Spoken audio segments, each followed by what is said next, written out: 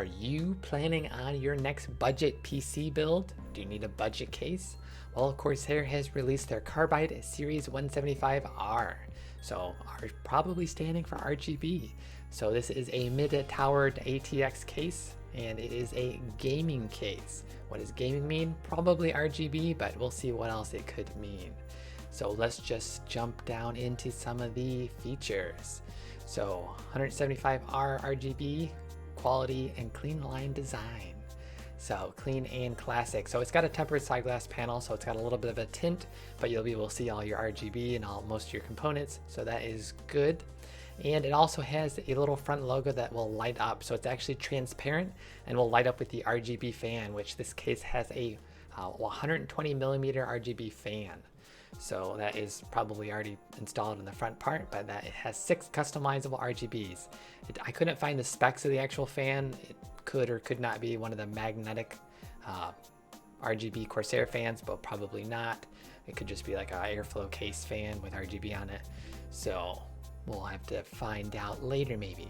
Edge tempered glass side panel, so that's good for seeing. We just mentioned that. And a full length PSU cover. So this will cover up some of the cables that you have to connect to your PSU, as well as it's going to hold 2 storage drives, which will show a little picture of that in a little bit.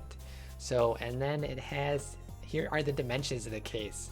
So the width is 210 millimeters, the length is 418, as well as 450 millimeters height. So medium sized, mid-sized case. So what fans can you put in here? Quite a lot actually. So one in the exterior exhaust next to the motherboard. So again, 3 motherboard sizes, mini ITX, micro, and ATX motherboards fit inside this case. And then 2 120s at the top, or 2 140 millimeter fans, a little bit larger. And then 3 in the front, or 2, again, 140s in the front. So we'll go over some airflow in a second here, but also radiators. You can fit a lot of radiators, 120 in the back, 240 in the top, or 280 or 360 in the front. So it's got that little extra part for potentially, you might be able to get multiple radiators in here. It looks like it won't interfere in the top part potentially. So maybe one in the top and one in the bottom. So, or one in the front part, excuse me. So there is that. And then the RGB with the fan is compatible with Asus Gigabyte or MSI motherboards with the 12 volt RGB. So you have to check that on your motherboard if you're picking up a new motherboard. And then I guess storage drive and cable management. There is under the power supply, next to the power supply, the shroud, you'll be able to put 2 3.5-inch drives in here, and then there's 2 side mounted SSD mounts that you can put, so up to 4 drives potentially. And then your grommets to wire and cable manage everything. Looks like you have some cable management options up at the top here, so 1 2 3, and then a bunch in this little side area. You can get into the front fans and everything, so that's a lot of cable management. And then here's where you hide some of the power supply cables, all that's shrouded. I believe a lot of the Carbide cases, you can take the shroud out, you don't have to use it.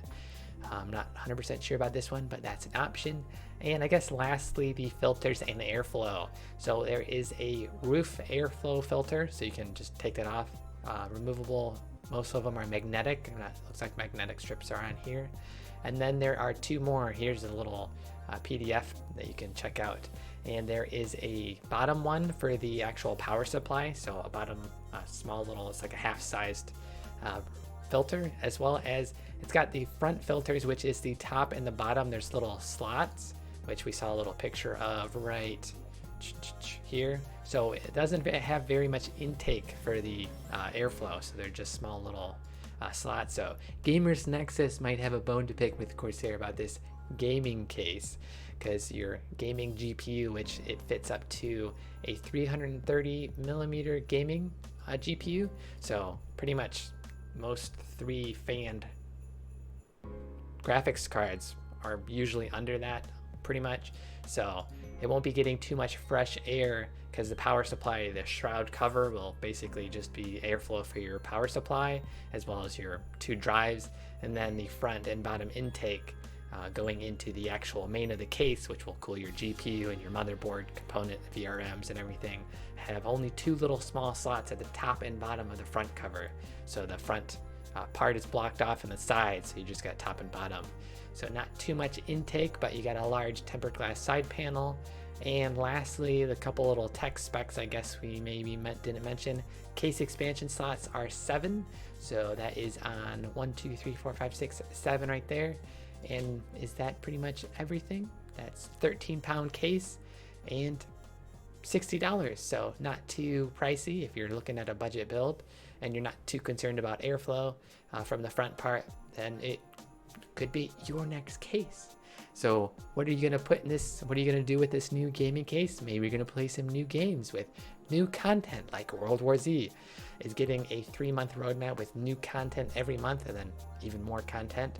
But let's just check out this really quickly. We got some new Tokyo missions in May, as well as a new zombie. This is a spitting zombie, a virus spitting zombie. I'm not sure how it does that without most of its mouth, but somehow it does.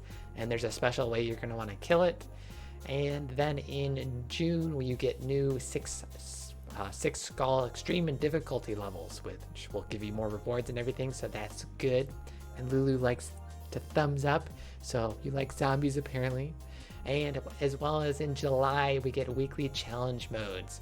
So they don't really mention too much. There's a question mark what it's going to be, but that's going to give you some more things to do in July, as well as new weapons. They don't specifically say what kind of weapons, but there's some new variants, skins, and specifically in June and July, there's a lot of cosmetics and unique rewards going on. So, and then past May, June, and July, they don't have any dates on even more content coming, but major upgrades in development for free updates, wave-based survival mode. So horde mode, anybody? And then private lobbies, so you'll be able to do some more custom match style stuff. So that's good. Abilities to switch classes during PvP, player versus zombie. So maybe everyone on your team is the same class or something and you want some more variety to face the other enemies, you can switch during the match. So that's technically useful. And then field of view, so you get some more peripheral view. You will probably increase that a little bit, so that's good. And then level of detail sliders on PC, so some more looks like graphics options, I would assume, and then more. So that's probably, these couple things are coming after July, so August-ish, so this year, so pretty good most likely. And that is your Carbide PC case and a little bit of extra game news as well. So Lulu says, I heart zombies. I think everyone hearts zombies. They're just misunderstood because they can't use their vocal cords as well as humans. So with that, we will have another episode tomorrow at 1 p.m. Pacific with some more tech and game news. And we'll be signing out. Pew, pew, pew, pew, pew, pew, pew, pew, pew.